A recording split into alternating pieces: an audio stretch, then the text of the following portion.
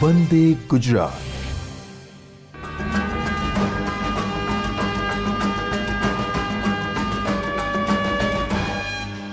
નમસ્કાર. ગુજરાત માધ્યમિક અને ઉચ્ચતર માધ્યમિક શિક્ષણ બોર્ડ પ્રેરિત નીટ પ્રશિક્ષણમાં ઉષ્માગતિશાસ્ત્રના એકમ સાથે ગત 5 એપિસોડમાં આપણે ઉષ્માગતિશાસ્ત્રના બીજા નિયમ સુધીનો અભ્યાસ કર્યો. વહાલા બાળ દોસ્તો અને સ્નેહી સારસ્વત મિત્રો, ઉષ્માગતિશાસ્ત્ર એ સમગ્ર જગત માટેનું આ શાસ્ત્ર છે. આલ્બર્ટ આઇન્સ્ટાઈનનું જે એક વાક્ય આપણી પાઠ્યપુસ્તકમાં છપાયેલું છે પ્રસ્તાવનાથી પણ પહેલાં, એ આજના છેલ્લા એપિસોડમાં ફરીને પાછું આપણે યાદ કરવું જ જોઈએ. અને તેથી જ અહીંયાથી વ્યક્ત કરી રહ્યો છું કે ઉષ્માગતિશાસ્ત્રનો પ્રથમ નિયમ હોય કે બીજો નિયમ, પરંતુ તમામે તમામ પ્રકારના જવાબો સંગ્રહાયેલા છે ઉષ્માગતિશાસ્ત્રના ત્રીજા નિયમથી, કે જ્યાં નિરપેક્ષ એન્ટ્રોપી, મોલર એન્ટ્રોપી વિશે ચર્ચા થઈ ગઈ છે. તો મિત્રો, આજના આ એપિસોડમાં ઉષ્માગતિશાસ્ત્રના બીજા નિયમનો જે આપણે ઊંડાણપૂર્વક વિસ્તારથી અભ્યાસ કર્યો, એન્ટ્રોપી અને મુક્ત ઉર્જા જેવા વિધેયો વડે આપણે આ ઉષ્માગતિશાસ્ત્રના બીજા નિયમની ઉપયોગિતા કરીશું. નીટ કે જે સ્પર્ધાત્મક પરીક્ષા છે તેમાં પૂછાનાર પ્રશ્નો માટે કઈ રીતે આપણે તૈયારી કરીને જઈશું તે અંગે કેટલાક જુદી જુદી સ્પર્ધાત્મક પરીક્ષામાં પૂછાઈ ગયેલા પ્રશ્નોને આવરી લઈ આજના આ એપિસોડમાં આવો ફરી એક વખતે ઉષ્માગતિશાસ્ત્રના બીજા નિયમને ઉડતી નજરે એક વખતે ટેલિટોપ પરથી નિહાળી લઈશું. મિત્રો, ઉષ્માગતિશાસ્ત્રનો બીજો નિયમ એટલે આપમેળે થતા બધા પ્રક્રમોમાં એન્ટ્રોપી સંદર્ભે અને મુક્ત ઉર્જા સંદર્ભે અભ્યાસ કરાવ્યો હતો તે પ્રમાણે અહીં વિશ્વની એન્ટ્રોપી વધે છે જ્યારે પ્રણાલીની મુક્ત ઉર્જા ઘટે છે. તેમાંના ડેલ્ટા એસ અને ડેલ્ટા જી માટેના કેટલાક ગાણિતિક રજૂઆત અને સાંકેતિક નિરૂપણો પણ આપણે અભ્યાસ કર્યો, જ્યાં અનુક્રમે વિવિધ રીતે પ્રક્રિયકો અને નિપજોની એન્ટ્રોપીને તફાવત એ તેનો એન્ટ્રોપી ફેરફાર છે. આ સૂત્રની મદદથી તેની પદાર્થની ભૌતિક જુદી જુદી સ્થિતિ બદલાય ત્યારે ઉપયોગી સૂત્રો કયા વાપરી શકાય, દાખલામાં આપણે ચોક્કસ વાપરવા રહ્યા. પ્રક્રમની આપમેળે થવાની દિશા નક્કી કરવા માટે અહીં વ્યક્ત કરેલું સૂત્ર પણ એક વખતે આપણે નજર નાખી લઈએ. આ સૂત્ર માટે 3 વિધાનો ચોક્કસ યાદ રાખવા જોઈએ કે ડેલ્ટા એસ સમગ્ર વિશ્વનું મૂલ્ય જ્યારે ધન મળે તો પુરોગામી દિશામાં પ્રક્રમ આપમેળે થાય, તેનાથી વિરુદ્ધ જો ઋણ મળે તો એ પુરોગામી દિશામાં પ્રક્રમ આપમેળે નથી થતું, એટલે કે કોઈ નિયંત્રણ કામ કરવું પડશે. અને જો આ ડેલ્ટા એસ વિશ્વનું મૂલ્ય ઇઝ ઇક્વલ ટુ 0 હોય તો પ્રક્રમ સંતુલનમાં છે તેમ કહી શકાય. મિત્રો, આગળ આવા જ આ એન્ટ્રોપી ફેરફારના કેટલાક બીજા સૂત્રો, પદાર્થની પ્રમાણિત એન્ટ્રોપી નક્કી કરવા માટેનું પણ એક સૂત્ર આપણે જોઈ ગયા હતા. આ જ પ્રમાણે જો આદર્શ વાયુના n મોલ માટે અચળ તાપમાને કદ બદલાય ત્યારે કદના ફેરફારથી કે દબાણના ફેરફારથી પણ આપણે એન્ટ્રોપીનો ફેરફાર શોધી શકીએ છીએ. અલબત્ત કેટલાક એવા પેચીદા પ્રશ્નોમાં આ સૂત્રનો ઉપયોગ કરવો રહ્યો. મિત્રો, ઉષ્માગતિશાસ્ત્રના બીજા નિયમને એન્ટ્રોપી વિધેયના સંદર્ભમાં તો સમજ્યા, મુક્ત ઉર્જાના સંદર્ભે પણ અગાઉ અભ્યાસ કરી ચૂક્યા છે. અને એ જ પેપર પ્રિન્ટ ફરીથી આપને અહીંયા તાદ્રશ્યિત કરવામાં આવી છે, જેમાં delta G is equal to delta H minus T delta S સૂત્રની મદદથી આપણે પ્રક્રમની આપમેળે થવાની વૃત્તિ જાણી શકીએ છીએ. કઈ રીતે? તો જુઓ, અહીંયા પણ 3 વિધાન છે. Delta G is less than 0, that means પુરોગામી દિશામાં પ્રક્રિયા આપમેળે થશે. Delta G is greater than 0, તો પ્રક્રમ પુરોગામી દિશામાં આપમેળે નહીં થાય. મિત્રો, ડેલ્ટા જી ઇક્વલ ટુ 0 તો પ્રક્રમ સંતુલનમાં છે તેમ કહી શકાય. તો આ ઉડતી નજરે આપણે પુનરાવર્તિત કરી રહ્યા છે. સંયોજનની પ્રમાણિત સર્જન મુક્ત ઉર્જા માટે પણ આવું એક સૂત્ર અગાઉ અભ્યાસ કરી ચૂક્યા છે મિત્રો. આદર્શ વાયુના n મોલ માટે અચળ તાપમાને કદ બદલાય ત્યારે મુક્ત ઉર્જા માટે જ્યાં એન્ટ્રોપી માટે અહીંયા V2/V1 હતા અને P1/P2 હતા, ત્યાં અહીં ડેલ્ટા જી માટે V1/V2 અને P2/P1 થશે. એ જ પ્રમાણે સંતુલન અચળાંક માટે સમગ્ર પ્રક્રિયા માટે delta G standard reactions is equal to -RT ln K, જ્યાં K બરાબર દ્રાવણ અવસ્થામાં Kc કે વાયુ સ્વરૂપ માટે Kp પણ હોઈ શકે. અહીં Kના મૂલ્ય પર આધારિત આપણે પ્રક્રમની દિશા નક્કી કરી શકાય. કઈ રીતે? તો જુઓ મિત્રો, K ઇઝ ગ્રેટર ધેન 1 મળે તો ડેલ્ટા જીનું મૂલ્ય ઋણ મળશે, અને જ્યારે ડેલ્ટા જીનું મૂલ્ય નેગેટિવ હોય તો કહી શકાય કે પ્રક્રમ આપમેળે થશે. K ઇઝ લેસ ધેન 1 હોય તો કહી શકાય કે ડેલ્ટા જીનું મૂલ્ય ધન મળશે, અને ધન મળતા મૂલ્ય પરથી કહી શકાય કે આ પ્રક્રમ બિન સ્વયંભૂ છે. આગળ વધીશું. આપણે ઉષ્માગતિશાસ્ત્રના બીજા નિયમને વિદ્યુત કોષ કાર્યરત હોય ત્યાંથી પૂર્ણ કર્યું હતું.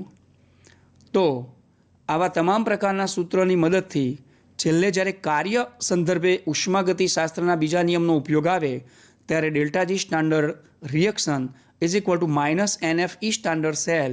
આ ઈ સ્ટાન્ડર્ડ સેલ એટલે કે પ્રમાણિત અવસ્થાનો કોષ પોટેન્શિયલ છે. જ્યારે કોષ પોટેન્શિયલ પ્રમાણિત અવસ્થામાં હોય ત્યારે પ્રમાણિત મુક્ત ઉર્જાનો ફેરફાર શોધી શકાય.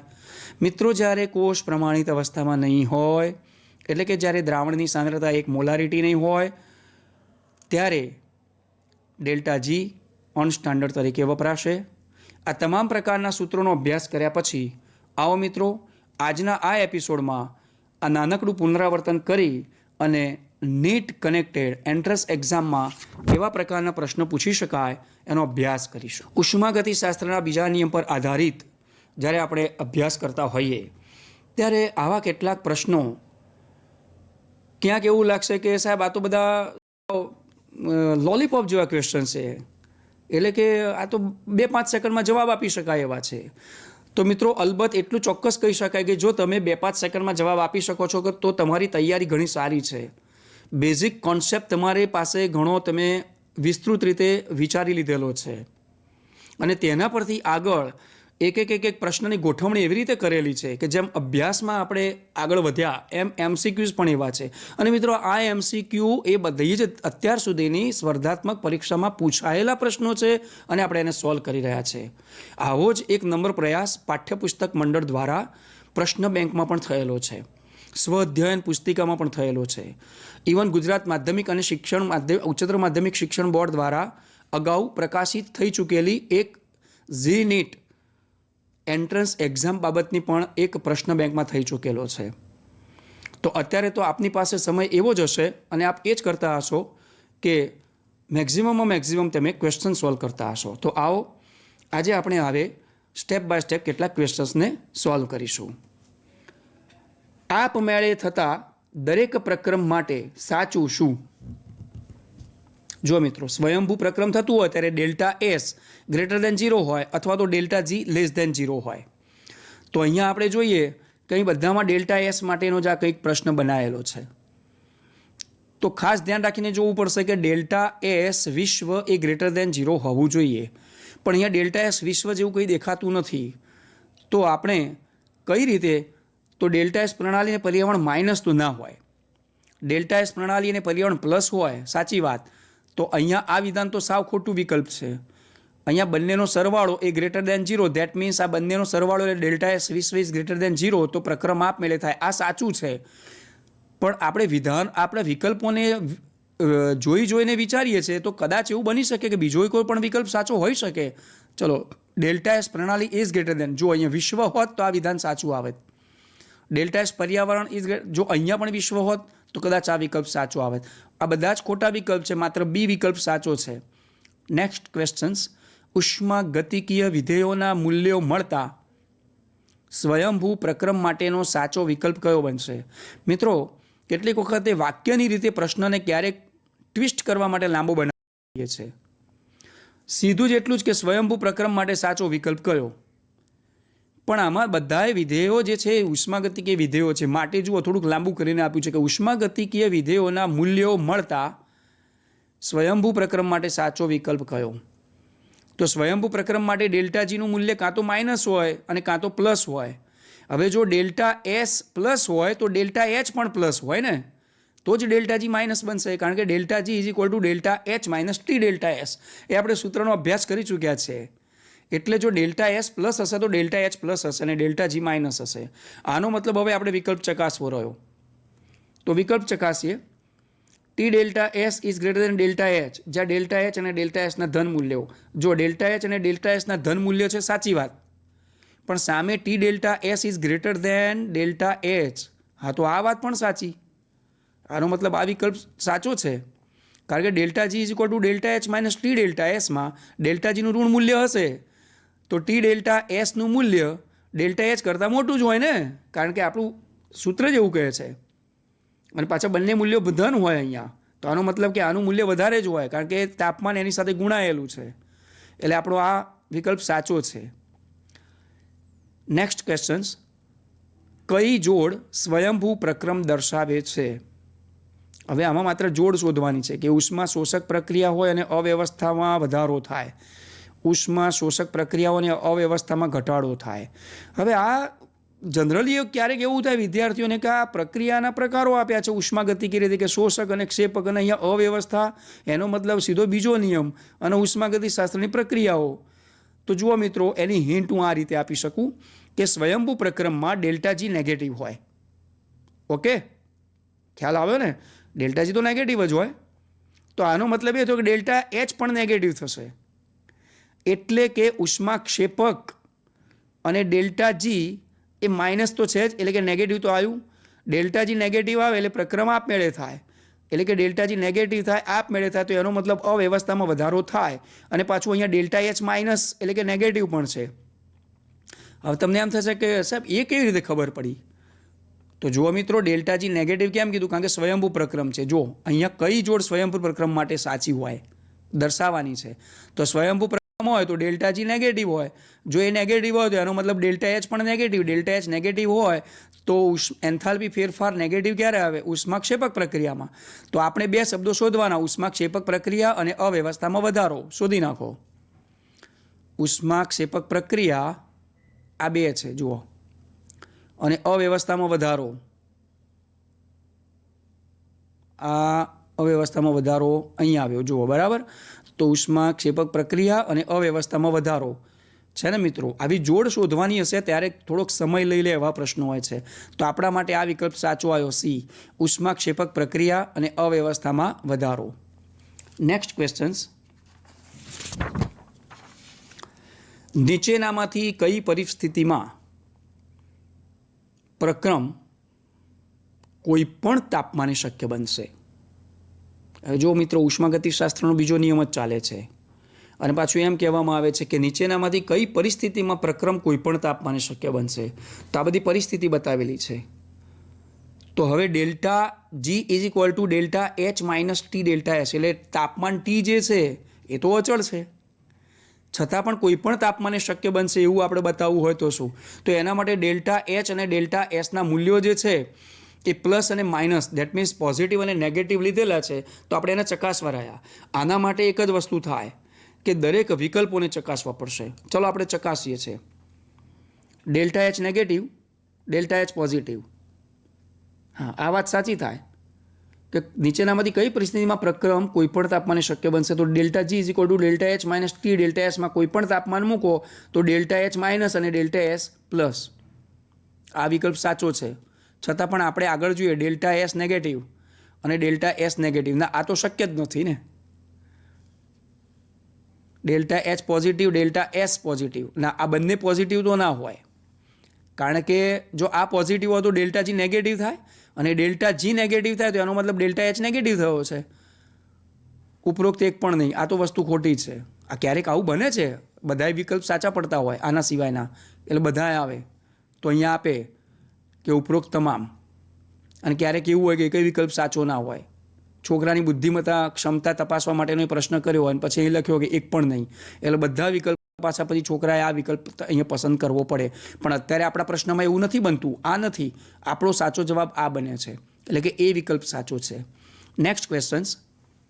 જો ઉષ્મા શોષક પ્રક્રિયા પાણીના ઠાર બિંદુએ આપમેળે ન થાય. એટલે કે પાણીના ઠાર બિંદુએ ઉષ્મા શોષક પ્રક્રિયાઓ પાછી આપમેળે ના થાય અને ઉત્કલન વિધિ શક્ય બને. બોલો, હવે આ પ્રશ્ન કેવો સમજવો? બહુ વિચાર માગી લેવો છે ને, પણ હકીકતમાં એક હિન્ટ હું તમને આપીશ ને એટલે તરત જ સીધો જ પ્રશ્નનો જવાબ મળશે. જુઓ, ઉષ્મા શોષક પ્રક્રિયા પાણીના ઠાર બિંદુએ આપમેળે ન થાય અને ઉત્કલન બિંદુએ શક્ય બને. તો આમાંથી સાચું શું? ચલો બધા વિકલ્પો મૂકો બાજુમાં. પહેલાં આપણે સમજીએ. આપણે હિન્ટ હું તમને આપું છું કે હંમેશા તાપમાનના વધારા સાથે ટી ડેલ્ટા એસ વધે છે. બોલો, આ વિધાન સાચું ખોટું? હકીકતમાં અભ્યાસ કરીને બેઠા પછી આપણને એટલી ખબર પડે જ કે તાપમાનના વધારા સાથે એન્ટ્રોપીનો વધારો જ થાય ને. ઘન હોય પ્રવાહી કે વાયુ હોય, બરફ કરતાં પાણી કે પાણી કરતાં વરાળ, એની એન્ટ્રોપીનું મૂલ્ય વધતું હોય એટલે તાપમાન વધે તો એન્ટ્રોપી વધે. આનો મતલબ એ થયો કે તાપમાનના વધારા સાથે ટી ડેલ્ટા એસ વધે છે, જેથી એન્ટ્રોપી એ પ્રક્રમને આપમેળે થવામાં મદદ કરશે. જ્યારે એન્થાલ્પી એનો પ્રતિકાર કરે.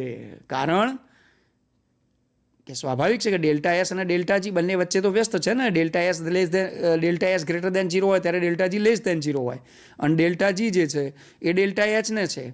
પરિણામે એન્થાલ્પી એનો પ્રતિકાર કરશે. આનો મતલબ એ થયો કે ટી ડેલ્ટા એસ એ વધ્યો તો એન્ટ્રોપી વધી, તો એન્થાલ્પી એના કરતાં વિરુદ્ધ બતાવશે. તો હવે આપણે એમાંથી વિકલ્પ શોધો. તો એ વિકલ્પ શોધતાની સાથે ખરેખર તો ડેલ્ટા જી બરાબર delta H minus T delta S મૂકવું હોય તો આપેલા વિકલ્પોમાંથી બંનેના મૂલ્યો જો પોઝિટિવ હશે તો જ અહીંયા સાબિત થશે. સ્વાભાવિક છે, કારણ કે તાપમાનના વધારા સાથે ટી ડેલ્ટા એસ વધશે. ટી ડેલ્ટા એસ શું છે? તો કે delta G is equal to delta H minus T delta S. એટલે હવે આપણે વિકલ્પો ચકાસીશું. જો આ તો માઇનસ અને પોઝિટિવ એટલે કે નેગેટિવ પોઝિટિવ છે એટલે શક્ય નથી. કારણ કે અહીંયા એકમાં શું આપ્યું છે? ઠાર બિંદુએ આપમેળે ન થાય અને ઉત્કલન બિંદુએ શક્ય બને. પાછી પ્રક્રિયા ઉષ્મા શોષક છે અને ઉષ્મા શોષક પ્રક્રિયા માટે ડેલ્ટા એચ પોઝિટિવ હોવું જોઈએ અને આપમેળે થવું છે. તો થવા માટે પાછું ડેલ્ટા એસ પોઝિટિવ હોવું જોઈએ ને. તો બંનેના પોઝિટિવ વેલ્યુ હોય એ વિકલ્પ સાચો બને. જુઓ, આ બી વિકલ્પ સાચો બનશે. Next questions.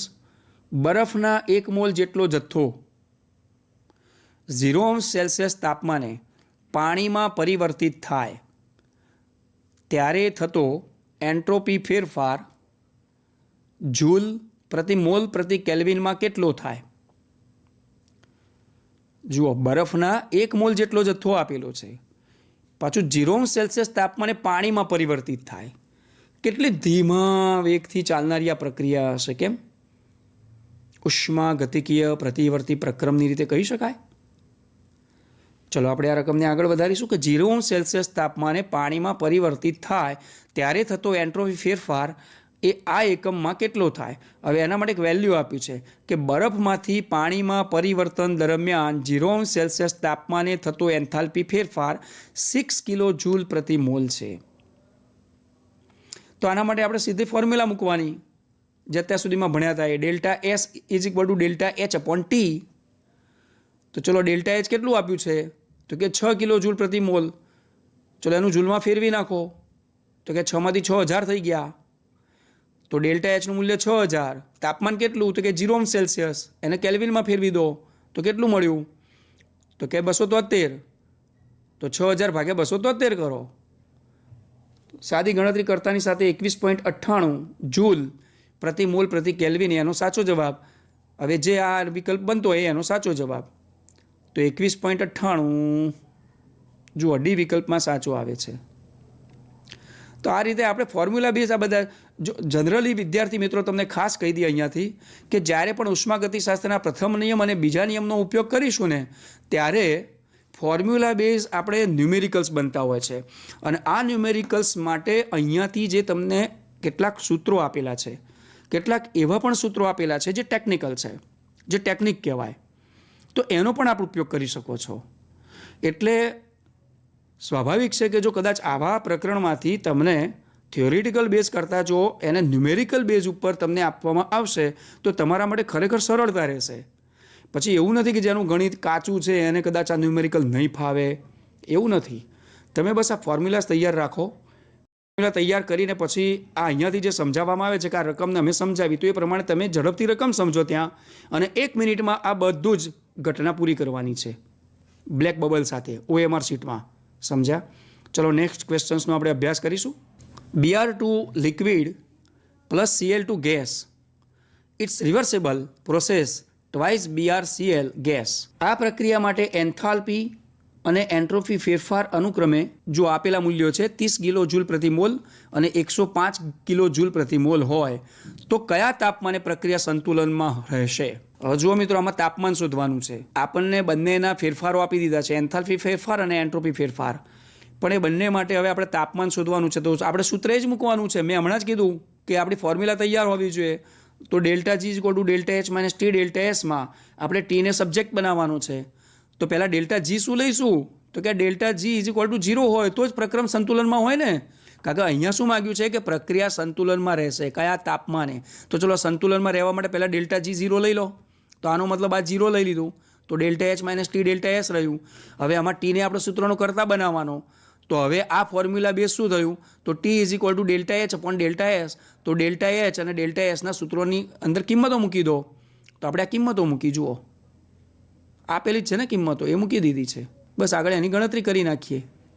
ગણતરી કરતાં ખબર પડી 285.71 જવાબ આવ્યો. હા, અલબત્ત આપણે કેલ્સી વાપરી શકીએ છીએ મિત્રો. કેલ્ક્યુલેટર વાપરીને આપણે એમાં આંગળીઓ ચલાવી શકીએ છીએ. પણ ખાસ યાદ રાખજો કે કેલ્ક્યુલેટર એ જે સાયન્ટિફિક છે એ પરમિસિબલ નથી. અને ખાસ કે આપણને જ્યારે હોલ ટિકિટ મળે છે ને નીટ માટેની આવી સ્પર્ધાત્મક પરીક્ષાની, તો એની સૂચનાઓ આપણે વાંચતા નથી. એ સૂચનાઓ ખાસ વાંચજો કે પેન પણ લઈ જવાની છે કે નહીં, આપણે કઈ રીતે સજ્જ થઈને જવાનું છે. એટલે હોલ ટિકિટ મળે એટલે એની સમગ્ર સૂચનાઓ વાંચી લેજો કે ખરેખર કેલ્ક્યુલેટર પરમિસિબલ છે કે નહીં. અને જો કેલ્ક્યુલેટર પરમિસિબલ નથી તો આપણે વૈદિક ગણિતનો પણ કેવી રીતે ઉપયોગ કરીશું? કારણ કે સીધી આવી કેટલીક ગણતરીઓ માટે તો ક્યારેક છેદ ઉડાડવાના હોય છે. અને એ આપણો ભૂતકાળ થઈ ગયો જ્યારે આપણે છેદ ઉડાડતા હતા અને ત્રિરાશિને પંચરાશિ પદ મૂકતા હતા. તો મિત્રો આ બધી જ કેટલીક આપણી પૂર્વ તૈયારી હોવી જોઈએ. ચાલો ત્યારે આપણે નેક્સ્ટ ક્વેશ્ચન્સમાં અભ્યાસ કરીશું. નેક્સ્ટ ક્વેશ્ચન, X2, Y2 તથા XY3ની પ્રમાણિત એન્ટ્રોપી અનુક્રમે 60, 40 અને 50 જૂલ પ્રતિ મોલ છે. જુઓ, આની 60 જૂલ પ્રતિ મોલ છે, આની 40 પ્રતિ જૂલ મોલ છે અને આની 50 જૂલ પ્રતિ મોલ એ પ્રમાણિત એન્ટ્રોપી છે. હવે એના માટે એક પ્રક્રિયા આપી છે કે 1/2 X2 plus 3/2 Y2 it gives XY3. સમગ્ર પ્રક્રિયા માટે આપણને એન્થાલ્પી ફેરફાર આપ્યો છે -30 કિલો જૂલ. અહીંયા જુઓ મિત્રો, જૂલમાં જવાબ આપણને વેલ્યુ આપેલી છે અને અહીંયા સમગ્ર પ્રક્રિયા માટે એન્થાલ્પી ફેરફાર કિલો જૂલમાં છે. તો સંતુલન અવસ્થાએ તાપમાન શોધવાનું છે. તો સૌ પહેલાં તો આપણે શું કરીશું? સૌ પહેલાં આપણે ડેલ્ટા S શોધી નાખીશું કે ડેલ્ટા S જે છે ને એન્ટ્રોપી આપણને આપી છે. તો સમગ્ર પ્રક્રિયા માટે એન્ટ્રોપીનો ફેરફાર કેટલો હશે પ્રક્રિયકોને નિપજોની? તો પેલું સૂત્ર હતું ને કે delta S equal to sigma delta S standard અને નિપજો અને પ્રક્રિયકો. તો એ પ્રમાણે આપણે પહેલાં સૂત્ર મૂકી અને એની કિંમત શોધવાની. મેં અહીંયા તમને ગણેલો જ દાખલો આપેલો છે, જોઈ લો. 1/2 X2 plus 3/2 Y2 it is XY3 માટે delta S is equal two 50. કોની છે જુઓ? તો કે X2, Y2 કે XY3. તો સૌથી પહેલાં તો જુઓ તો આ નિપજો છે. તો જુઓ, નિપજો માટે 50 આપી દીધી. ત્યારબાદ 60 ગુણ્યા 1/2 કેમ કર્યું? કારણ કે આપણી પાસે આ પ્રક્રિયક છે 1/2 X2 છે. તો જુઓ, 60 એ X2 માટે હતી, તો એ પ્રમાણે 40 ગુણ્યા 3/2 થઈ ગયો ગુણાકાર. આ બધાનું સાદું રૂપ, સાદી ગણતરી કરતાની સાથે જવાબ -40 આવે છે. તો -40 જૂલ પ્રતિ કેલ્વિન. કોનો જવાબ આવ્યો? ડેલ્ટા Sનો. હવે આપણને ડેલ્ટા H આપેલું છે, તો અહીંયા જૂલ પ્રતિ કેલ્વિનમાં છે. હવે અહીંયા ડેલ્ટા H -30 કિલો જૂલમાં છે. હવે સંતુલને તાપમાન કેટલું હશે શોધવાનું છે. તો સંતુલને તાપમાન શોધવા માટે આપણે ડેલ્ટા G 0 લેવાનો છે. પરિણામે અહીંયા પણ સૂત્રનું સ્વરૂપ શું થશે? T is equal to delta H upon delta S.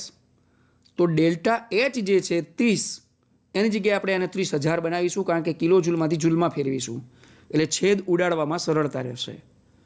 અને ડેલ્ટા S છે એ 40 એટલે કે -40 જૂલ પ્રતિ કેલ્વિન છે.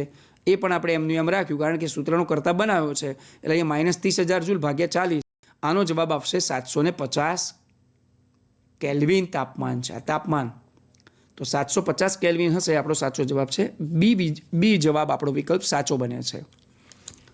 Next question. સમતાપી પ્રતિવર્તી રીતે 2 મોલ આદર્શ વાયુનું વિસ્તરણ 10 સેન્ટીમીટર ક્યુબથી 100 સેન્ટીમીટર ક્યુબ થતું હોય તો 27°C તાપમાને તેનો એન્ટ્રોપી ફેરફાર કેટલો થશે? હવે જુઓ મિત્રો, અહીંયા આદર્શ વાયુનું વિસ્તરણ સેન્ટીમીટર ક્યુબમાં આપેલું છે, એટલે સ્વાભાવિક છે કે આપણે કઈ રીતે એની ગણતરી કરીએ અને સીધું સાદું રૂપ મૂકી શકાય. તો 10 સેન્ટીમીટરથી 100 સેન્ટીમીટર ક્યુબ આપ્યું છે. આપણે ચલો કદાચ આપણે એમ માનીએ કે આપણે એવા ને એવા મૂલ્ય મૂકી દઈએ છીએ વિસ્તરણના, પણ ફોર્મ્યુલા કયું વાપરીશું? તો આદર્શ વાયુનું વિસ્તરણ છે. આદર્શ વાયુનું વિસ્તરણ થાય ત્યારે delta S is equal two ANR log V2/V1 વાપરીએ છીએ ને, તો એ જ ફોર્મ્યુલા બેઝ અહીંયા ઉપયોગ થશે. જુઓ, delta S is equal two 2.303 NR log V2/V1 છે. હવે V2 શું છે? તો આપણને આપેલા છે 100 સેન્ટીમીટર ક્યુબ, અને V1 શું છે? તો કે 10 સેન્ટીમીટર ક્યુબ. તો 2.303 NR log V2/V1 માં વેલ્યુ મૂકી દીધી આપણે. R 8.314 જૂલ લેવાના છે. 2 શું લીધા છે? તો કે 2 મોલ આદર્શ વાયુ છે. વેલ્યુ મૂકતાની સાથે સીધો એનો જવાબ મળે છે 38.294 ઇક્વિવેલેન્ટ ટુ 38.3 જૂલ પ્રતિ મોલ પ્રતિ કેલ્વિન. આ જવાબ સાચો છે. શોધી નાખીશું વિકલ્પોમાં. 38.3 જૂલ પ્રતિ મોલ પ્રતિ કેલ્વિન, સી વિકલ્પ સાચો છે. મિત્રો, ઉષ્માગતિશાસ્ત્રના બીજા નિયમ પ્રમાણે હકીકતમાં ફોર્મ્યુલા બેઝ બહુ જ MCQ બનશે. અહીંયા તો અલગ જેટલા જ આપણે ફોર્મ્યુલા ભણ્યા છે એ તમામ ફોર્મ્યુલાના ક્યાંક એક બે દાખલા બનાવ્યા છે અને પ્રશ્નો બનાવેલા છે. Next questions. નીચેના પૈકી કયો વિકલ્પ ઉષ્માગતિકીય રીતે અયોગ્ય છે? હવે ખરેખર આ શોધવો એટલે તો ભયંકર કહેવાય ને મિત્રો. ઉષ્માગતિકીય રીતે અયોગ્ય સાબિત કરવું એટલે શું વળી? તો આપણે તમામ વિકલ્પો ચેક કરવા પડે. તો ચલો, પહેલો વિકલ્પ છે ડેલ્ટા જી પ્રણાલી ભાગ્યા ડેલ્ટા એસ વિશ્વ બરાબર -T. આવું તો હોય જ નહીં ને ક્યાંય.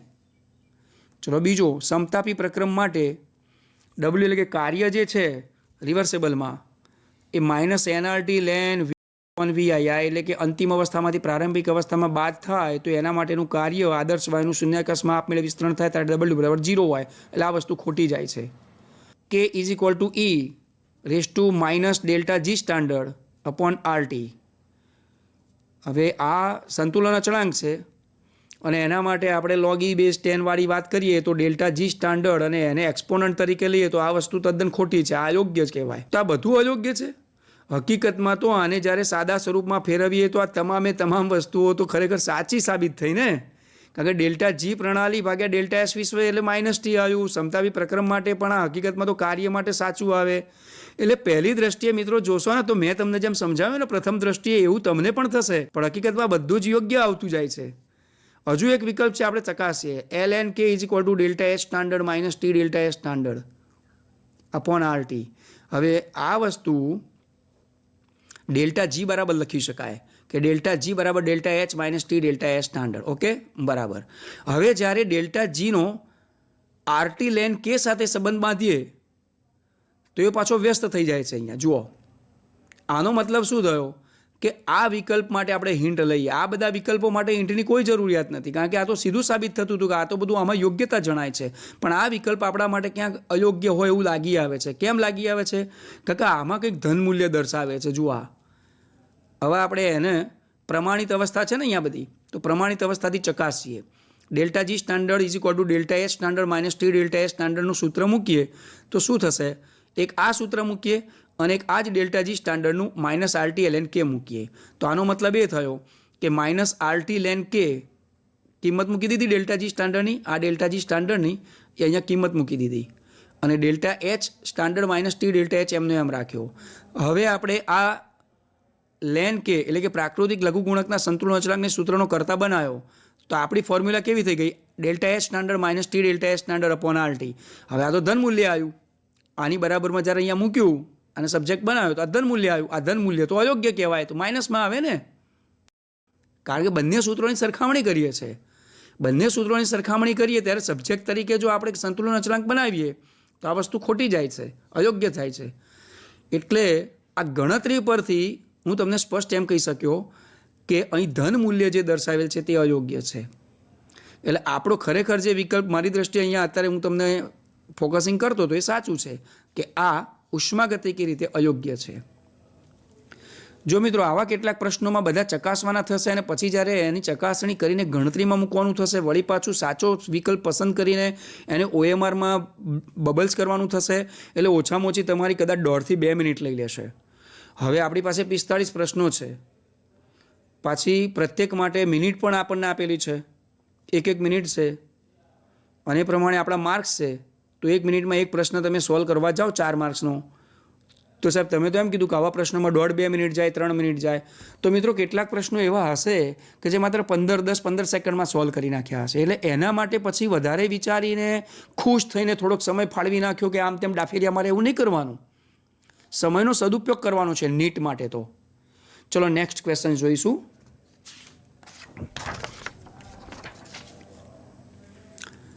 હીરો અને ગ્રેફાઇટ એ કાર્બનના 2 સ્વરૂપ છે, બરાબર.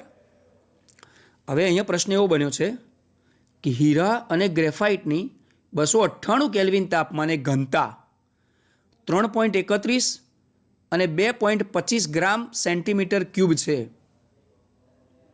આ બંનેની અનુક્રમે આપણને ઘનતા આપી દીધી. જુઓ, જો પ્રમાણિત મુક્ત શક્તિ ફેરફાર ડેલ્ટા જી સ્ટાન્ડર્ડનું મૂલ્ય 1895 જૂલ પ્રતિ મોલ હોય.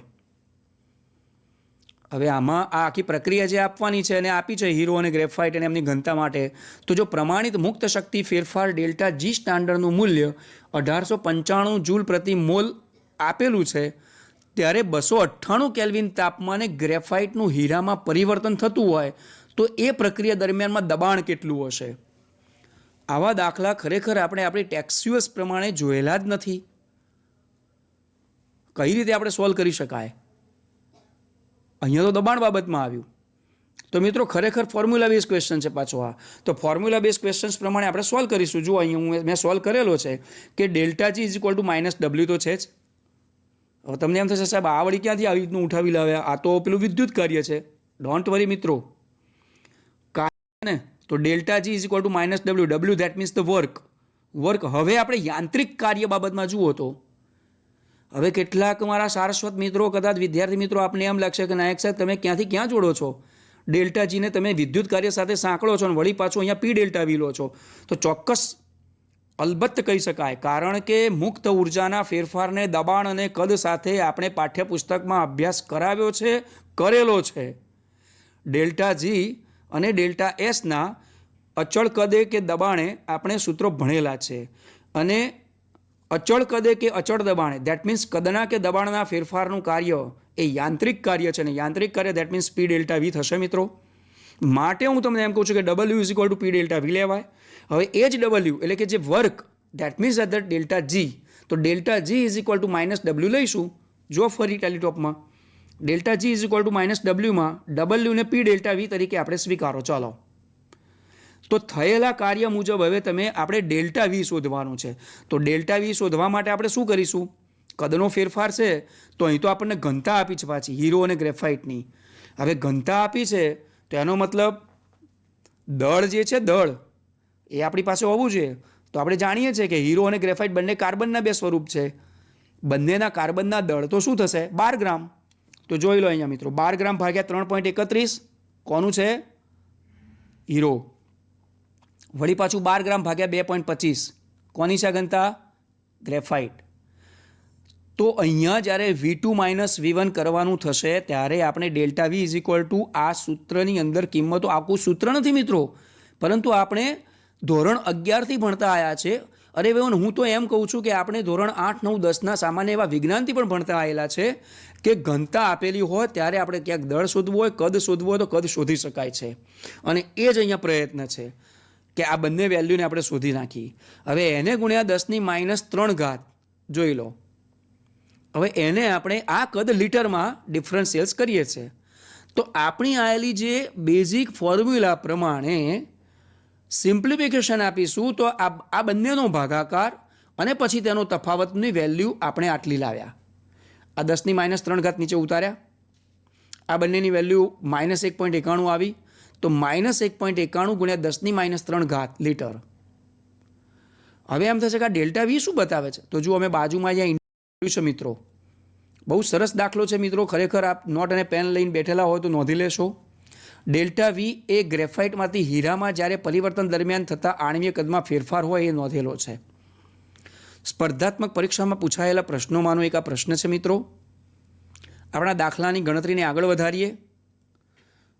હવે થયેલું કાર્ય એટલે કે આપણે ડેલ્ટા વી તો છે જ, એને ગુણ્યા પી છે અને 101.3 જૂલ આ જે વેલ્યુ છે એ આપણે અહીંયા લીધી છે.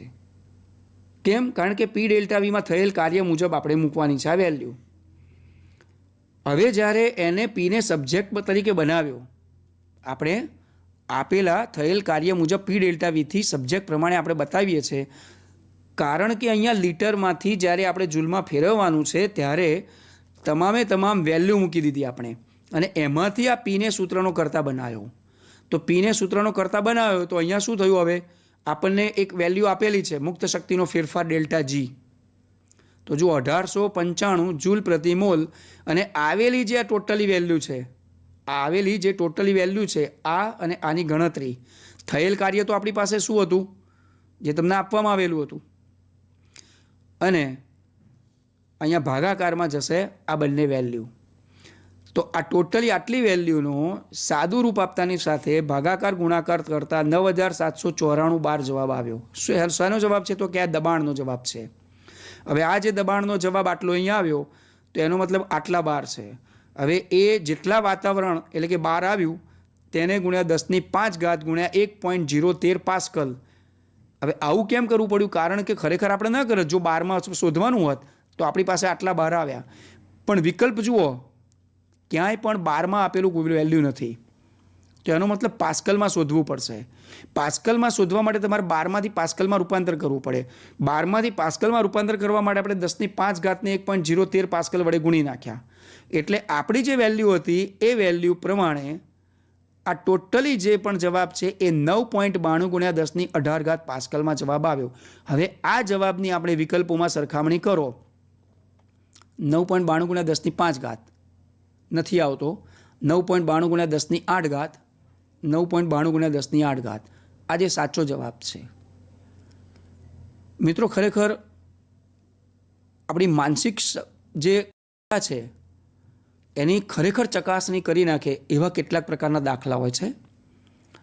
આવા કેટલાક દાખલા કદાચ આપણે ટેક્સ્યુઅલ્સમાં ન જોયા હોય, પણ અત્યાર સુધીના અભ્યાસમાં આવી કેટલીક ફોર્મ્યુલા, એનું રૂપાંતરણ, વળી પાછું તેમાંથી કેટલાક એકમોનું રૂપાંતરણ, અને પછી આપણે શોધવાનો જવાબ, તો અત્યાર સુધીમાં જે ભણ્યા છે એનો ઉપયોગ જ માત્ર રહ્યો. તો મિત્રો, આ તમામ જે રૂપાંતરણોની જ વાત થઈ છે. એટલે અત્યાર સુધીમાં જે આપણે નિમ્ન ધોરણોથી ભણતા આવ્યા એ તમામનો અહીંયા નિચોડ છે. એટલે એવું ન કહી શકાય કે આપણે ટેક્સ્ચ્યુઅલ્સમાં આ રીતે ગણતરી નથી એટલે આવા કદાચ MCQ કેમ પૂછ્યા અથવા તો આ પૂછાય તો અમને તો ના ફાવે. બસ આવા કેટલાક ટેક્સ્ચ્યુઅલ્સ બેઝ અને કેટલીક આવા ટ્વિસ્ટ કરેલા હોય કે જેમાં બેઝિક ઉપયોગ થતો હોય, પણ મિત્રો એની પ્રેક્ટિસ કરવી રહી. અને એની પ્રેક્ટિસ મેં કીધું એ પ્રમાણે કેટલાક આવા આપણા પાઠ્યપુસ્તકમાંથી મળી જ શકે છે. નેક્સ્ટ ક્વેશ્ચન જોઈએ.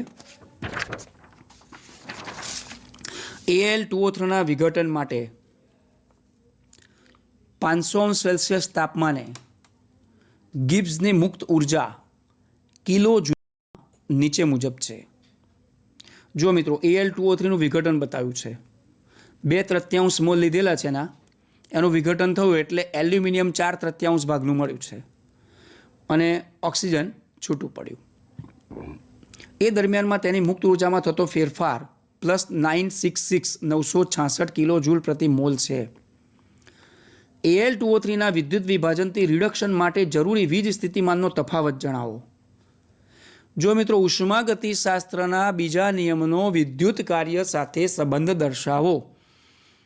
Gibbs Helmholtz theory delta G = ΔH - T ΔS અભ્યાસ કરી ગયા. હવે અહીંયા વાત એવી આવી છે કે પ્રકરણના અંતે ઉષ્માગતિશાસ્ત્રના બીજા નિયમનો વિદ્યુત કાર્ય સાથે સંબંધ બતાવવાનો હતો.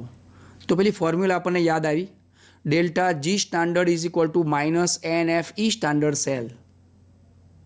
હવે અહીંયા તો એ સીધી ફોર્મ્યુલા આપણે ઉપયોગ કરીએ એની પહેલાં તો વીજ સ્થિતિમાનનો તફાવત ને આ બધું શું, તો મિત્રો એ જ વીજ સ્થિતિમાનનો તફાવત, that means the E standard cell અથવા તો ઈ સેલ એટલે કે બિન પ્રમાણિત અવસ્થામાં કે પ્રમાણિત અવસ્થામાં પણ વીજ સ્થિતિમાનનો તફાવત છે. બે વિદ્યુત ધ્રુવ વચ્ચેનો વિદ્યુત સ્થિતિમાનનો તફાવત એટલે કે વીજ સ્થિતિમાનનો તફાવત, that means it's called a કોષ પોટેન્શિયલ, સેલ પોટેન્શિયલ આપણે કહીએ છીએ. એટલે અહીંયા જે કોઈ કોષ છે એમાં Al2O3નું વિઘટન થઈ રહ્યું છે. આ Al2O3ના વિઘટન દરમિયાનની અંદર હવે આપણે જે આપેલી વેલ્યુઝ છે, જે મુક્ત ઉર્જાનો ફેરફાર બતાવ્યો છે 966, એ 966 વેલ્યુ પ્રમાણે આપણે વિદ્યુત વિભાજનથી જ્યારે રિડક્શન પામે છે એલ્યુમિનિયમ, આ એલ્યુમિનિયમ જે છે રિડક્શન પામે છે ત્યારે જરૂરી વીજ સ્થિતિમાનનો તફાવત આપણે મૂલ્ય આપવાનું છે. તો એના માટે આપણે શું કરી શકાય? તો સૌથી પહેલાં તો delta G reactions plus 966 multiply 3/2 kilo joule પ્રતિ મોલ. હવે સાહેબ આવું કેમ આપી દીધું અહીંયા? કારણ કે આપણે જે મોલનો તફાવત લઈએ છીએ એ પ્રમાણે આપણી પાસે જે ડેલ્ટા જી પ્લસ 966 છે, delta G is equal to NFE cell લેવામાં આવે તો હવે આ વેલ્યુઝ બધી આપણા આ સૂત્રની અંદર મૂકો, ફોર્મ્યુલામાં મૂકો તો 966 ગુણ્યા 3/2 ગુણ્યા 10⁻³ હવે જો આ બધી વેલ્યુ લઈએ તો અહીંયા એક સૂચન કરી દઉં મિત્રો, આપેલી વેલ્યુમાં તમે જુઓ તો અહીં કિલો જૂલ પ્રતિ મોલ છે. મેં અહીંયા આ અંડરલાઇન પણ કરી છે કે ખરેખર પ્રતિ મોલ ના હોવું જોઈએ ને, કિલો જૂલ હોવું જોઈએ, કારણ કે આપણે એનો વીજ સ્થિતિમાનનો તફાવત શોધવાનો છે. છતાં પણ આપણે આગળ વધીશું, 966 ગુણ્યા 3/2 ગુણ્યા 10⁻³ લઈશું. હવે આમાંથી બનેલી ઉપજાવેલી એક સાદી કિંમત છે, ઇઝ ઇક્વલ ટુ 6 ગુણ્યા 96,500 ગુણ્યા ઈ સેલ લઈશું. આ તમામે તમામ વેલ્યુ લીધી એ અહીંથી આપેલું એકમાત્ર સાદું રૂપ છે. ઓકે, આ બંનેનો ગુણાકાર કરી અને ઈ સેલ, તો ઈ સેલને સૂત્રનો કરતા બનાવીએ તો શું થશે? 10 ગુણ્યા 3 ભાગ્યા 2 ગુણ્યા 6, 10 ગુણ્યા 3 અને 2 ગુણ્યા 6. કેમ? કારણ કે આપણી પાસે આખી વેલ્યુ હતી અને આપણી પાસે અત્યારે આ એક વેલ્યુ છે. આ બંને વેલ્યુનો સાદું રૂપ આપ્યા પછી is equal two E cell કર્યું ત્યારે આ વેલ્યુ આવી છે બંને. આ બંનેના ગુણાકાર અને પછી તેમને ભાગાકારમાં કિંમત લેતાની સાથે હવે ઈ સેલની વેલ્યુ આમાંથી પણ સાદું રૂપ આપ્યું તો ઈ સેલ ઇઝ ઇક્વલ ટુ 10/4. બહુ સીધું સમજાય એવું છે ને, 10/4 તો 10/4 સાદામાં સાદી કિંમત પૂર્ણાંકમાં 2.5. તો ઈ સેલ 2.5 એટલે કે વીજ સ્થિતિમાનનો તફાવત 2.5 વોલ્ટ હોવો જોઈએ. તો આપણો વિકલ્પ એવો આપેલો હશે તો સાચો બનશે. 2.5 અહીંયા આપેલો વિકલ્પ સાચો બને છે. તો આ હતો વિદ્યુત કાર્ય સાથે ઉષ્માગતિશાસ્ત્રનો બીજો નિયમ. ઉષ્માગતિશાસ્ત્રનો બીજો નિયમ આપણને મુક્ત ઉર્જા અને એન્ટ્રોપી વિશે કંઈક અભ્યાસ કરાવી ગયો. તો અહીં જોઈ શકો છો કે આપણે ડેલ્ટા જી એટલે કે મુક્ત ઉર્જાનો જ અભ્યાસ કર્યો હતો અને વળી પાછું વિદ્યુત કાર્ય, દેટ મીન્સ કે ઈ સેલ માટેની આપણે વાત કરી હતી. મિત્રો, આ તો હતા કેટલાક ટેક્સ્ચ્યુઅલ્સ બેઝ ઉપર અને કેટલાક સ્પર્ધાત્મક પરીક્ષામાં પૂછાવાલાયક પ્રશ્નો. હવે ક્યારેક એવું બને કે આપણે જે અભ્યાસ કરી ગયા કે જુદી જુદી એન્થાલ્પીના પ્રકાર, ઇવન ઉષ્માગતિશાસ્ત્રમાં પણ ગાણિતિક સ્વરૂપ ભણી ગયા, ક્યુ અને ડબલ્યુના ઉષ્માગતિશાસ્ત્રના પ્રથમ નિયમમાં ચિહ્નો કેવા લેવાય, ક્યારે લેવાય, પ્રણાલી દ્વારા કાર્ય થાય, પ્રણાલી પર કાર્ય થાય, પ્રક્રિયા ઉષ્મા શોષક ક્યારે બને છે, ઉષ્માક્ષેપક ક્યારે બને છે, ઇવન ઉષ્મા શોષક બને તો ક્યુનું ચિહ્ન કેવું લેવાય, શોષક બને તો ક્યુનું ચિહ્ન કેવું લેવાય. એ ઉપરાંત આપણને કદના ફેરફાર, દબાણના ફેરફાર સાથે ઉષ્માગતિશાસ્ત્રના બીજા નિયમ સાથે સાંકળીએ તો આ તમામે તમામ જે અટપટી બાબતોને ક્યારેક કમ્પેરેટિવ બેઝ કેટલાક ક્વેશ્ચન્સ બનાવતા હોઈએ છીએ. આ કમ્પેરેટિવ એટલે કે શું? તો મેચ ધ કોલમ. હવે એના માટેનો એક બહુ ખરેખર સારો પ્રયત્ન છે, આપની સમક્ષ આપને બતાવું છું. તો આપ જોઈ શકો છો કે આ જે એક બુક છે મિત્રો, એના વોલ્યુમ તરફ આપણે ના વિચારો, કારણ કે જો સમગ્ર 2 વર્ષ દરમિયાનમાં તમે આ વોલ્યુમને વાંચતા રહ્યા હોત તો ખરેખર ફાયદાની વાત હતી, પરંતુ ખરેખર હજુ પણ સમય વહી ગયો નથી.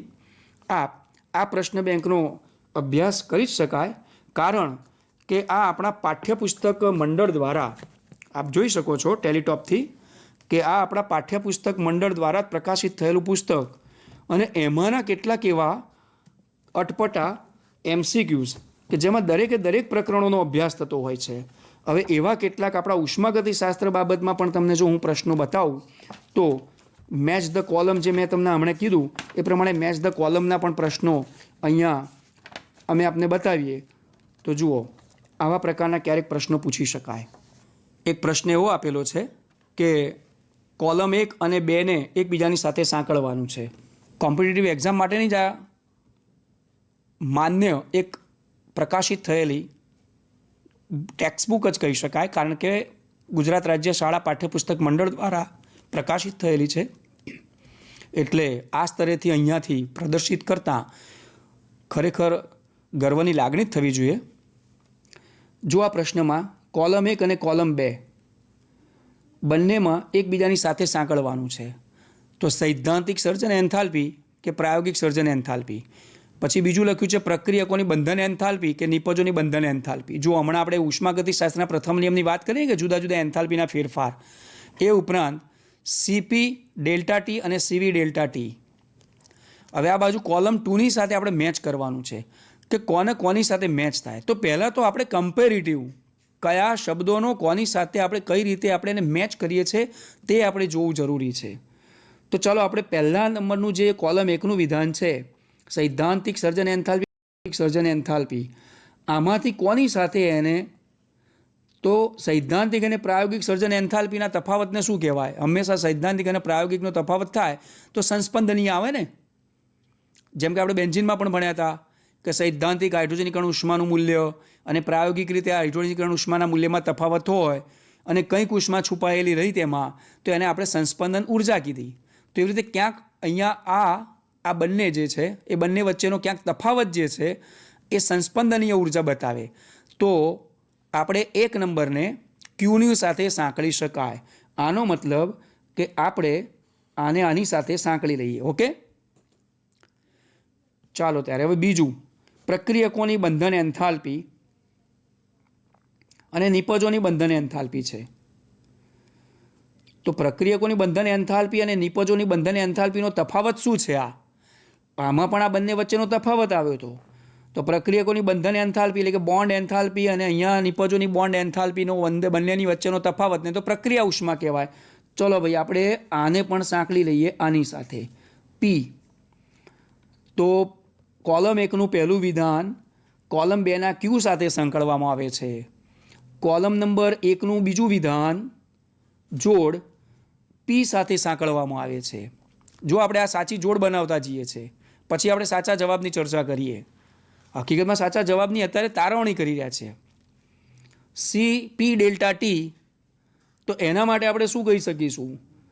તો CP ડેલ્ટા ટી જે છે એ હકીકતમાં શું છે? તો હકીકતમાં એ તો કે પ્રક્રિયા ઉષ્મા કહેવાય ને. તો ચલો આ પણ પ્રક્રિયા ઉષ્મામાં આવ્યું. તો આપણને એમ થશે કોલમ 1ની અંદરથી બે વિધાનો અહીં કોલમ 2ના પ્રક્રિયા ઉષ્મા સાથે આવ્યા. આ બની શકે, વાય નોટ, 100% બને. ક્યારેક બધા વિધાનો કોઈ એકની સાથે સાંકળવામાં આવે. હવે આપણે CV ડેલ્ટા ટી જોઈશું, અચળ કદે તાપમાનનો ફેરફાર. તો આ અચળ કદે તાપમાનનો ફેરફાર એ શું બતાવતો? અચળ કદે તો હંમેશા આ જ હોય ને. તો ચલો આને આના સાથે સાંકળીએ. હવે જુઓ મિત્રો, એક નવો જવાબ મળ્યો કે CV ડેલ્ટા ટીને જો ડેલ્ટા U સાથે સાંકળી શકાય તો આ CP ને ડેલ્ટા H સાથે કેમ ના શકાય? અરે ચોક્કસ સાંકળી શકાય. ચલો આવી જાઓ અહીંયા, આ ડેલ્ટા H.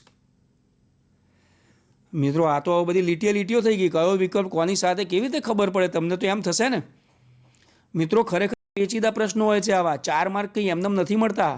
પેલી જે 1.5 મિનિટ 1 મિનિટ ક્યાંક બચાયેલી છે ને, ક્યાંક 15 સેકન્ડમાં જવાબ આપી દીધો ને, એ બધો આવા પ્રશ્નો ક્યારેક આપણો સમય માગી લેશે. તો જુઓ અહીંયા CP તરીકે ડેલ્ટા H આવ્યો તો CV તરીકે ડેલ્ટા U આવ્યો. હવે અહીંયા CP તરીકે ડેલ્ટા ટી જે તો એને પ્રક્રિયા ઉષ્મા તો કહેવાય જ, સાચી વાત છે. તો આનો મતલબ કે કોલમ 1નું ત્રીજું વિધાન એ P અને S બંનેની સાથે સંકળાય છે. સાચી વાત છે ને. આ કોલમ 3નું વિધાન એ પી અને એસ બંનેની સાથે, તો આનો મતલબ પી અને એસ બંનેની સાથે સાંકળવામાં આવે છે. જ્યારે સીવી ડેલ્ટા ટી લખેલો છે ચોથું, એ માત્ર ખાલી આર સાથે સાંકળવામાં આવે છે. તો ચલો આને આર અહીંયા જવાબ આપ્યો. પછી એ જ પ્રમાણે આ જે બીજા નંબરનો જવાબ છે એને આપણે કોની સાથે સાંકળ્યો હતો? તો બીજા નંબરના જવાબને પી સાથે સાંકળ્યો. ચલો તો બીજા નંબરમાં પી લખો. જુઓ મિત્રો, વળી પાછું નવું જાણવા મળ્યું. આ પી સાથે તો સાંકળવામાં આવે જ છે, પણ પ્રક્રિયકોની બોન્ડ એન્થાલ્પી અને નિપજોની બોન્ડ એન્થાલ્પી એટલે enthalpy that means delta H પણ આવે. આ તો પાછો નવો લીટો તાણ્યો, અહીંયા ડેલ્ટા એચ આવ્યો, તો આનો મતલબ કે આની અંદર એસ પણ આવ્યો, તો પી અને એસ બે આવ્યા. ચલો અહીંયા કોલમ નંબર 1નું પહેલું વિધાન, એમાં તો 100% રાઈટ છે આપણે મિત્રો, માત્ર એક જ જવાબ આવે છે, એટલે આની અંદર માત્ર ક્યુ. હવે આપણો જવાબ થયો એકની સાથે ક્યુ, આ એકની સાથે ક્યુ, પછી બેની સાથે પી અને એસ. જોઈ શકાય છે ને મિત્રો? આ આનો સાચો જવાબ થયો. એકની સાથે ક્યુ, બેની સાથે પી અને એસ. પછી આ ત્રીજા નંબરનું જે અહીંયા વિધાન છે એમાં પણ પી અને એસ આવ્યો પાછો. કશો વાંધો નહીં, આવી શકે. આ તો બી અટપટા પ્રશ્નો છે, જવાબ તો ગમે તે આવે, સાચો આવવો જોઈએ. ચલો ત્રીજું વિધાન જે છે એનો જવાબ આવ્યો. ચોથા વિધાન માટે શું આવ્યું? તો કે આર. આ આપણા સાચા જવાબો થયા. આ મિત્રો મેં તમને અહીંયાથી આવી આ જે પાઠ્યપુસ્તક મંડળ દ્વારા પ્રકાશિત થયેલી જે પ્રશ્ન બેંક છે એમાંથી આ પ્રશ્નોનો જવાબ આપતા શીખવાડ્યું છે. 4 માર્કના આવા મેચ ધ કોલમ ટાઈપના પ્રશ્નો આવી શકે છે મિત્રો. એટલે આવા અટપટા કોઈ પણ પ્રશ્નો હોય, એ ચાહે પછી આવી ટેક્સ્ટ બુકમાંથી હોય કે હજુ પણ એક બીજી પણ બુક બતાવી શકું છું મિત્રો તમને, કે જે ગુજરાત માધ્યમિક ઉચ્ચતર માધ્યમિક શિક્ષણ બોર્ડનો બહુ ખરેખર સારો નમ્ર પ્રયાસ છે કે તમે અત્યારે આ નીટના પ્રશિક્ષણના તાલીમ વર્ગોમાં બેઠા છો, તો એ આ ગુજરાત માધ્યમિક અને ઉચ્ચતર માધ્યમિક શિક્ષણ બોર્ડને આભારી છે. એ ગુજરાત માધ્યમિક અને ઉચ્ચતર માધ્યમિક શિક્ષણ બોર્ડ દ્વારા પણ ભૂતકાળમાં આ પ્રકાશિત થઈ ગયેલી આ એક પુસ્તક છે. આમાં પણ આપ જોઈ શકો છો કે નીટ જેવી તૈયારી માટે માર્ગદર્શક પ્રશ્ન સંપુટ આપેલા છે MCQ સ્વરૂપે. એટલે આમાં પણ આપણા આવા જુદા જુદા 30 એકમો રહેલા છે. તો મિત્રો આ અમારો સઘન એક પ્રયાસ હતો ગુજરાત માધ્યમિક અને ઉચ્ચતર માધ્યમિક શિક્ષણ બોર્ડ દ્વારા નીટના તાલીમ વર્ગોમાં આપ શક્ય તેટલી ઝળહળતી જ્વલંત સફળતાઓ મેળવો. અમને અતૂટ વિશ્વાસ છે કે આ પ્રયત્નને આપ ખૂબ જ સફળ બનાવશો અને આપની પણ કાર્યસિદ્ધિઓ હાંસલ કરશો, તેવી શુભેચ્છાઓ સહ.